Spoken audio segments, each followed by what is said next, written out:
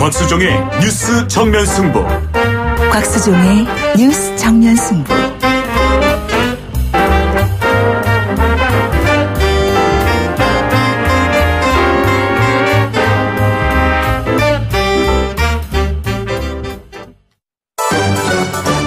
김작이 묻고 곽박이 경제로 답한다.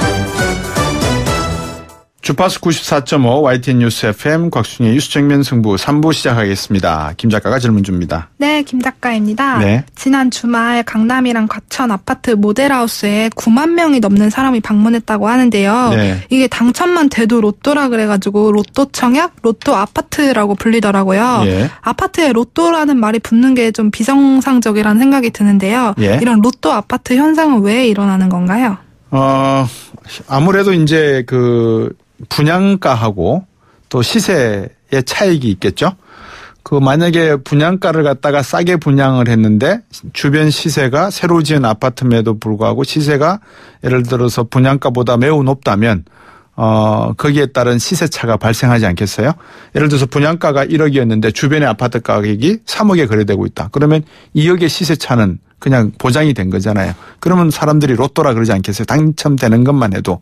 그래서 아마 로또 아파트라 하는 것 같은데 여러 가지 문제가 있고 정부도 생각을 하는 것 같아요. 왜냐 그러면 그 시세 차이가 생기는 것만큼 세금을 부과할 수도 있고 나중에 아니면 시세 차를 갖다가 국채 매입으로 요구할 수도 있고 이거 옛날에 채권 매입 제도로 해가지고 썼었는데 1990년도 후반에 이걸 폐지했어요. 사실은 제 기억이 맞은지 모르겠지만 그래서 최근에 이 로또 아파트라는 것을 제가 조사를 해보니까 개포동 아파트 가격이 한 85평 6평 되는 게 평당 가격이 새로 분양하는 가격의 60% 정도 비싸요.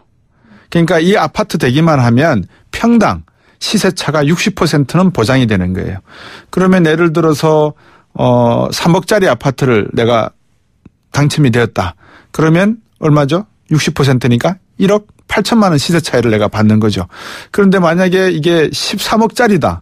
그럼 13억에 60%면 얼마예요? 한 7억 8천만 원 정도 시세 차익을 받는 거잖아요. 그래서 충분히 능력만 되면 이제 앞으로 중도금 대출도 제한이 되고 하니까 현금을 많이 보유하고 있는 사람이면 청약하면은 한 10억 정도는 시세 차익을 가질 수 있다라고 생각들 하는 것 같아요. 그래서 이게 아마 로또 아파트가 아닌가 이렇게 말씀들 하시는 것 같은데 글쎄요. 이걸 참 결국은 돈 많은 분들에게 당첨되지 않겠어요? 그런데 돈이 없는 분들이라도 이런 생각하실 수 있을 것 같아요. 일단 당첨만 되면 당첨권을 가지고 전매할 수 있는 방법, 판매할 수 있는 방법을 고민해 보지 않겠는가. 인간의 탐욕은 무한대니까. 그죠? 지금 여러분께서는 경제학자 곽수종 교수가 진행하는 YTN 뉴스 FM 곽수종의 뉴스 정면 승부를 듣고 계십니다.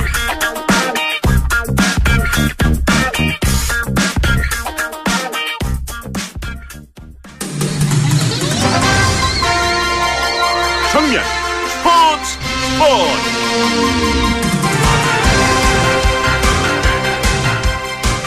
예, 제가 이제 스포츠 소식을 전해드려야 되는데 제가 아까 이종혁 전 최고위원하고 인터뷰를 하다가 워낙 그 질문과 답이 이렇게 좀 격론을 벌어지다 보니까 마지막에 읽어드려야 되는 걸 제가 못 읽어드렸어요. 자유한국당 입장도 한번 들어봐야 되지 않겠습니까? 너무 이종혁 전 최고위원 말씀만 하셔서 그래서 혹시 자유한국당 입장에서도 뉴스 정면 승부에서 나누시고 말씀 있으시면 다음 기회에 자리를 꼭 마련하도록 하겠습니다. 제가 이 말씀을 드린다는 거를 또 깜빡 잊어버렸습니다. 계속해서 스포츠 소식 정리해드리겠습니다. 스포츠 소식 우리 중앙일보 박민 기자입니다. 안녕하세요. 네, 안녕하세요. 어제 패럴림픽 막 내렸죠? 네, 어제 폐회식을 끝으로 열흘간의 열전을 마쳤고요. 네. 우리나라는 금메달 1개, 동메달 2개로 공동 16위를 기록을 했고요. 예. 특히 신혜원 선수가 크로스컨트리에서 금메달 1개와 동메달 1개를 땄고, 그리고 장애인 아이스하키 대표팀도 값진 동메달을 획득했습니다. 네, 신혜원 선수 안 그래도 저희하고 인터뷰를 했었는데 어떻습니까? 두 다리가 없는 선수인데 뭐죠? 갑자기 생각이 안 납니다. 네, 크로스컨트리. 예, 크로스컨트리에서 동메달을 땄었죠. 네, 15km에서는 동메달을 땄고요. 그리고 7.5km에서 또 금메달을 목에 걸었는데요. 그 말씀하신 대로 그 트럭과 부딪히는 사고로 무릎 아래를 절단한 선수인데요. 뭐 그래도 어머니가 뭐 다리가 없어도 행복하게 살 수 있다고 힘을 줬고요. 그리고 베테랑 출신 아내도 뭐 시어머니 밥 농사를 돕는 모습을 또 보면서 본인도 책임감을 가졌고, 뭐 신현 선수가 뭐 대회 막바지에는 뭐 사람이 그냥 죽으라는 법은 없고 또 많은 장애인들에게 힘을 주고 싶다. 또 이런 소감을 밝히기도 했습니다. 제가 노르딕 스키가 단어가 생각이 안 나서 깜빡했네요. 크로스컨트리 선수이면서 바이애슬론까지 하고 있고 또 노르딕 스키까지 하고 참 다재다능한 분인데 어떻습니까? 평가가 평창올림픽, 패럴림픽에 대한 평가는 어떻습니까? 네, 우선은 평창올림픽도 사실 성공적으로 개최됐다는 평가를 받았는데요. 뭐 이번 패럴림픽도 뭐 운영이나 흔행 면에서 합격점을 받았습니다. 뭐 장애인 선수와 관중들을 위해서 뭐 경사로 설치라든가 뭐 세심한 배려도 돋보였고요. 그리고 입장권도 뭐 비록 단체 구매는 있었지만 33만 5천 장이 팔리면서 뭐 흥행해서 뭐 성공했다 이런 평가를 받았고, 뭐 특히 장애인들이 또 우리 선수들을 보면서 뭐 용기와 희망을 얻었고요. 그리고 비장애인들이 뭐 장애인을 이해하고 벽을 허문 게 가장 큰 성과라고 볼 수 있겠습니다. 그 골프 예제죠. 우리 박인비 선수가 오랜만에 LPGA에서 우승한 모양입니다. 네, 맞습니다. 오늘 미국 여자 프로골프 LPGA 투어 뱅크 오브 호프 파운더스컵 최종 라운드에서 버디 5개를 잡았고요. 최종 합계 19언더파로 우승을 차지했습니다. 오늘이 19일인데 그 19언더파로 뭐 개인 통산 19번째 LPGA 투어 우승을 차지를 했습니다. 그동안에 우승이 없었던 이유가 뭐 좀 있을까요? 특별한 게? 네, 사실 지난해 8월 대회를 끝으로 뭐 허리 부상 탓에 하반기를 쭉 쉬었고요. 그 시즌의 2번째 그 대회 출전이었는데 거의 1년 만에 LPGA 우승을 차지를 했습니다. 사실 허리 부상을 좀 겪으면서 좀 그걸 우려하는 시선도 있었는데 또 오랜만에 또 우승을 차지했고요. 또 박인비 선수가 아플 때는 은퇴를 해야 하나 걱정도 했지만 또 이번 우승을 통해서 아직도 내가 우승할 수 있다는 확신을 가졌다. 또 이런 소감을 밝혔습니다. 참 청취자 여러분들이나 이 박인비 선수 이 플레이하는 거를 직접 보신 분들은 아마 느끼실 겁니다. 저 몸 체구에서 세계를 제패한다. 참 대한민국 대단하다라는 생각을 반드시 하실 건데. 요즘 유럽 축구 쪽에서 이집트 선수가 뭐 상당히 화제입니까? 네, 그 잉글랜드 프로축구 리버풀 공격수 살라 선수인데요. 어제 와퍼드와의 경기에서 4골을 몰아치면서 시즌 28골로 득점 선두고요. 키는 175cm로 좀 작은 편인데 100m를 10초대에 줄파하고 또 날카로운 왼발 슛으로 유럽 축구계를 뒤흔들고 있습니다. 골 넣는 파라오 별명 참 좋네요. 네, 그 사실 이집트를 28년 만에 월드컵 본선으로 이끌면서 이집트에서는 뭐 이집트의 왕이라기도 하고요. 뭐 이집트 정부가 직접 나서서 뭐 살라의 군 문제를 해결했을 정도로 뭐 자국 내에서는 정말 뭐 손흥민 선수 이상으로 영웅으로 평가받고 있습니다. 좋은 스포츠 소식 오늘도 말씀 잘 들었습니다. 고맙습니다. 여기까지 듣겠습니다. 네, 감사합니다. 중앙일보 박민 기자였습니다. 곽수종의 뉴스 정면 승부. 방송 들으시고 의견 있으신 분들은 지금 바로 샵 0945, 샵 0945. 짧은 문자 50원, 긴 문자 100원이 부과되는 휴대전화 문자 메시지를 보내주세요. 오늘 들으신 방송은 YTN 라디오 홈페이지와 곽수종의 뉴스 정면 승부 팟캐스트를 통해 다시 확인할 수 있습니다.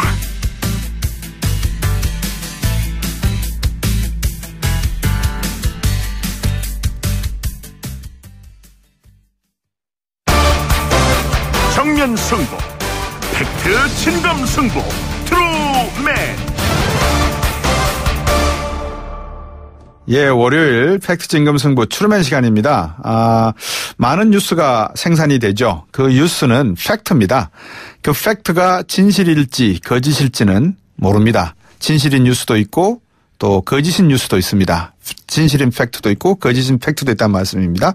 체크해봐야 되겠죠. 그래서 팩트 체크하는 겁니다. 팩트 체크 전문 미디어 뉴스톱의 김준일 팩트 체크 나오셨습니다. 안녕하십니까? 안녕하세요. 한겨레 21의 하영 기자도 방금 오셨습니다. 안녕하십니까? 네, 안녕하세요. 한겨레 21의 한숨 돌리시고요. 네. 오늘 첫 번째 두 분과 나눠볼 얘기의 주제는 오역과 오보입니다. 그 BBC 기자 로라 비커라고 알려져 있는 것 같은데 한국 특파원 언론의 외신 오용 문제에 대해서 심각한 우려를 표현했다. 이렇게 이야기했는데 트위터에 올렸는데 무슨 얘기입니까 이게? 예, 뭐 심각하다기보다는 굉장히 정중하게 폴라이틀리 정중하게 얘기를 했고요. 그건 또 오역이네요. 그러면 예, 폴라이틀리. 예. 아니 뭐 본인은 심각했겠죠. 왜냐하면 그거를 언론에 요청을 직접 할 정도면은 그렇죠. 심각하게 받아들였으니까 한 건데 굉장히 표현은 정중했습니다. 무슨 얘기냐면은 예전에 BBC에서 이제 한국 특파원인데 기사를 썼어요. 남북 정상회담이 곧 열릴 것 같고 북미 정상회담까지 이제 추진이 되는 과정에서 이제 기사를 썼는데 제목은 21세기의 정치 도박이라는 제목이었습니다. 그러니까 영어가 원문이 있죠. 어쨌든 Political Gamble of the 21st Century였는데 여기에서 문장이 시작하는 게 뭐냐면은 문재인 대통령은 천재이거나 공산주의자다. 그리고 도널드 트럼프 대통령은 뭐 이렇게 했다라는 게 나와요. 문장 시작은 그렇게 하는데 그게 이제 좀 조심해야 될 거는 뭐냐면은 누구와 마지막에 그 조건이 붙거든요. 누구와 대화하느냐에 따라 depending on who you speak to. 이게 무슨 얘기냐면은 소위 말하는 우파나 보수 쪽으로 보수 인사와 얘기를 하면은 문재인 대통령을 뭐 이렇게 공산주의자라고 북한과 내통하는 공산주의자라고 평가를 할 것이고 다른 사람들은 외교적 천재다라고 할 것이다라는 거를 그러니까 이게 조건부 지금 상황이다라는 거를 수식을 했어요. 수식을 해서 이렇게 설명을 했는데 일부 언론에서 특히 이제 보수 쪽 언론이죠. 뒤에 어떤 조건을 다 빼버리고 BBC가 문재인 대통령을 공산주의자라고 평가했다. 이렇게 이제 보도를 한 거예요.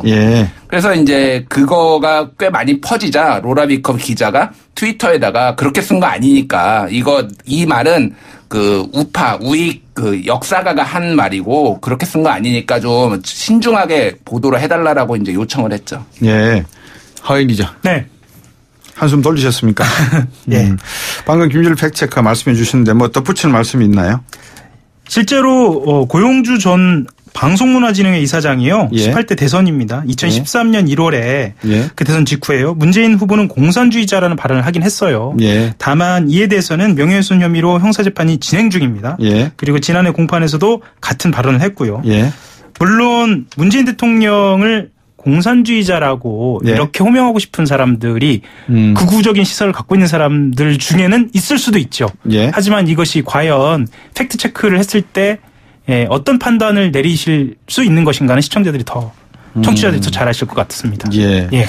지금 두 분이 말씀하시는 동안에 제가 두 분께 보여드리면 이렇게 BBC 뉴스에 나와 있는 방금 그 기사 내용을 이렇게 띄웠습니다. 띄우고 사진 밑에 있는 영어를 제가 읽었습니다. 방금 우리 김준일 팩트체크 이야기 하셨는데 한국의 리더인 문재인 대통령이라는 말은 없습니다만 리더는 외교적 천재이거나 또는 사회주의자다. Set on destroying his country. 그의 나라를 파괴시키는 그리고 미국 대통령인 도널드 트럼프는 겁박을 주는데 유명한 재주가 있는 사람이거나 또는 신성한 게임을 하는 데 있어서 졸로 사용되는 사람이다. Depending on who you speak to. 누구에 대해서 이야기하는가에 따라서 이제 이렇게 붙었단 말입니다. 이제 그 이야기를 방금 김준일 팩트체크는 보수 쪽에 계시는 분들은 문재인 대통령은 사회주의자다, 공산주의자다라는 말을 강조하고 있고, 그래서 이게 방금 말씀하신 그 기자, 비커 기자는 깜짝 놀라서 그런 의도가 아니니 오해하지 마시라 그랬단 말입니다. 그럼 본인은 어떤 의도라고 그럽니까 그러면?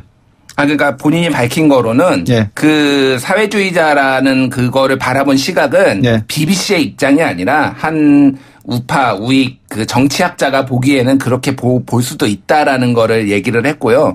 그러니까 이게 굉장히 갬블 도박이라는 거잖아요. 그러니까 굉장히 위험한 도박이라서 실패할 경우와 성공했을 경우에 두 가지 가능성이 있는데 그럴 경우에 평가가 극각으로 갈릴 수가 있다라는 거를 강조하기 위해 그거를 이제 기사의 리드로 뽑은 거거든요. 근데 이제 특정 단어가 잘 보이시는 분들이 있어요. 사회주의, 공산주의, 뭐 코뮤니스트 이런 것들만 딱 보면은 굉장히 그 눈이 확 뒤집어져서 앞뒤를 재지 않고 맥락을 파악하지 않고 이렇게 인용한 언론이 꽤 있거든요. 그래서 뭐 뉴스타운, 뭐 뉴데일리 이런 데들이 특히 굉장히 대한애국당은 이걸로 성명까지 냈습니다. 그래서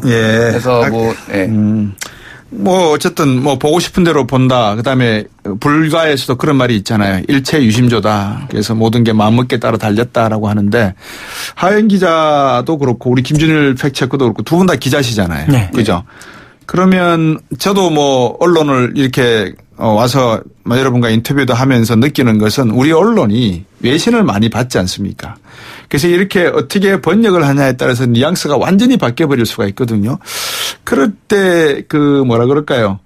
어떤 좀 부담감, 책임감 이런 건 느끼시는 게 있지 않습니까? 어떻습니까? 외신 받아가 번역하실 때. 일단은 두 가지인데요. 하나는 속보 경쟁의 과정에서 그러니까 단순 번역 실수일 수도 있다라는 전제를 하나를 말씀드립니다. 속보 경쟁이 꼭 그렇다고 해서 뭐랄까요 변명이 된다 이렇게 말씀드리는 건 아니고요. 두 번째는 영미권에서 보도하는 그 태도나 방법을 완전히 익숙하게 받아들이지 못하고 있다. 말하자면 일종의 조크라던가 아니면 비틀어 말하기에 대한 그 이해가 부족한 상태에서 그걸 직역한다든지 급하게 보도하는 과정에서 또 그것을 거칠게 보도한다든지 이런 오해가 있는 것 같습니다. 언론의 이제 하나의 좀 안 좋은 관습 중에 하나가 뭐가 있냐면요. 외신을 보도할 때 외신에 굉장히 많은 자기 필요성에 따라서 권위를 부여합니다. BBC가 이렇게 얘기했다. 신뢰도를 분양한다. 뉴욕타임스가 물론 훌륭한 언론이죠. 근데 그거를 보도를 실제 봐야 되는데 어떤 경우가 있냐면은 한국의 조선일보와 뭐 한겨레는 이렇게 보도했다라는 걸 인용해서 쓸 때가 있어요. 뉴욕타임스는 이렇게 뭐 국론이 분열됐다 아니면 그거를 했는데 그 일부만 발췌를 해서 뉴욕타임스가 이렇게 보도했다라고 쓴다든지 이런 식의 굉장히 권위를 스스로 자기의 권위를 사실은 버리는 거거든요. 뭐 뉴욕타임스가 훌륭한 그 언론이지만은 그렇게 무분별하게 인용해서 쓰는 경우가 많아요. 그래서 그런 좀 안 좋은 것들은 좀 그 지양을 해야 되고 실제로 그리고 영어를 잘 못해서 이렇게 오역을 하는 경우도 있습니다. 대표적인 게 작년이었는데 트럼프 대통령이 트위터 정치를 하지 않습니까? 그래서 북한에 이제 그 강력한 압박을 했을 때 북한이 이제 경제 위기를 겪을 때 long gas line forming in North Korea라는 거를 올렸어요. too bad라고 했는데 이거를 이제 그 가스관이 그 연합뉴스에서 가스관이 이렇게 형성돼서 포밍을 이제 형성됐다라고 해가지고 가스관이 형성돼서 매우 유감이다라고 너무 나쁘다라고 이런 식으로 기사를 썼어요. 근데 그거는 사실은 그냥 롱가스라인 포밍이라고 구글에 검색을 해보면은 주유소에 그 기름 넣으려고 줄 선 차들이나 이런 것들이 사진으로 쫙 나오거든요. 기본적인 영어 워싱턴 특파원이 썼는데. 기본적인 영어의 능력이 안 되는 분이신지 아니면은 그렇게 보려고 했던 건지는 모르겠습니다만은 아주 기초적인 실수를 했는데 이거를 한 10군데 언론이 다 받았었어요. YTN도 안타깝지만 여기 YTN도 그걸 받았었고요. 뭐 KBS, 뭐 동아일보, 조선일보가 다 트럼프가 그런 식으로 얘기했다. 그래서 능력의 문제도 솔직히 있습니다. 이건 안타까운 일이지만은 능력의 문제가 속보 경쟁에 따라서 좀 너무 몰리는 경향도 있지만은 아주 본인의 유리한 방식으로 이렇게 언론을 좀 외신을 활용하는 한국 언론에 안 좋은 습관이 있는 것도 사실입니다. 옛날에 광우병 관련해가지고도 광우소 가지고도 옛날에 좀 그런 오보나 오역 이런 거는 없었습니까? 그러니까는 그 다우 증후 그 뭐라 그러죠? 그 광우병을 갖다가 정확하게 그 소가 앓고 있는 그 다우너. 다우너 증상을 가지고 광우병이다. 광우병이 아닌데 다우너 증상을 가지고 있는 소를 마치 광우병인 것처럼 해서 화면을 보냈다. 그러니까 언론이라고 하는 것이 여러 가지 검증 결과를 자체 내에 가지고 있습니다만 자체 실수할 수 있는 부분도 없지 않아 있지 않습니까? 그게 뭐 의도적이라고 볼 수는 없을 것 같고요. 뭐 어떻습니까? 그런 부분은. 당시에 제 기억으로는 팩트체크는 제대로 돼 있지 않은 것으로 기억하는데요. 기억하시겠습니다만 당시 분위기로만 봤을 때 현재처럼 언론에 대한 어떤 비판적 성찰이 있는 상황은 아니었고요. 일단 언론에 등장을 하는 팩트들은 진실이다라고 받아들여지는 그 사회 분위기가 있었기 때문에 지금 고백하자면요. 저도 고백해서 말씀을 드리자면 무분별하게 쏟아지는 팩트들에 대해서 제가 제대로 거르지 못한 저도 현장에 있었던 기억이 나거든요. 촛불 시위 때 있었던 기억이 나는데 엄밀하게 따지지 못했던 기억이 있습니다. 결국 제가 이제 두 분께 여쭈고 싶었던 것은 우리가 언론에서 종사하고 계시는 특히 저널리즘이라고 하는 곳에 계시는 두 분은 기사를 쓰시는데 국내에서 발생되는 여러 가지 기사 내용도 있지만 결국 우리나라 경제도 해외 의존적 경제다 보니까 해외에서 일어나는 일에 대해서 관심이 많잖아요. 정치 경제학적인 입장에서 그렇고 그런 오역이나 오보 문제를 발생하지 않기 위해서 좀 아까 뭐 특종 경쟁도 하신다 그랬는데 일부러 왜곡 보도하거나 실수 나중에 뭐 사과하면 그만이지라는 그런 마인드로 보도하시는 분들은 안 계시죠? 고의적으로 보도한 거가 의심되는 경우는 많이 있었고요. 예. 그러니까 이런 뭐 이를테면 이번에 얘기했던 BBC 같은 경우에는 조금만 주의 깊게 들여다보면은 충분히 알 수 있는데 문재인을 공산주의자로 보고 싶은 그런 강한 욕망 때문에 한 것이 아닌가 저는 그렇게 추정을 하고 있고요. 다만 이제 말씀하셨지만은 오보임이 밝혀졌을 때 그거를 인정하는데 한국 언론이 굉장히 인색합니다. 그리고 인정을 하더라도 같은 크기의 기사 보도 밸류로 보도를 해야 되는데 그게 아니라 굉장히 작게 한 줄로 처리한다든지 뭐 이거는 오보여서 바로 잡습니다. 이게 사실은 좀 한국 저널리즘의 문제점이긴 하거든요. 그만큼의 밸류로 사실은 보도를 해줘야지 그 본 사람들도 그게 잘못된 것임을 알 수 있을 텐데 보도할 때는 크게 했다가 그 이후에는 작게 하는 그런 안 좋은 관습이 있죠. 방금 말씀해 주신 BBC 이 보도의 사실 핵심은 미국도 그렇고 한국도 그렇고 대통령을 지지하는 사람과 지지하지 않는 사람의 시각 차이가 이렇게 극명하다. 완전히 극과 극으로 갈려 있다라는 것이 핵심인 것 같은데 그 핵심 중에 한쪽만을 갖다가 너무 부각시키다 보니까 오역 또는 오보 행태가 된다 이런 내용인 것 같습니다. 계속해서 두 분과 함께 팩트 진검승부 트루맨 진행하도록 하고요. 4부로 돌아오겠습니다.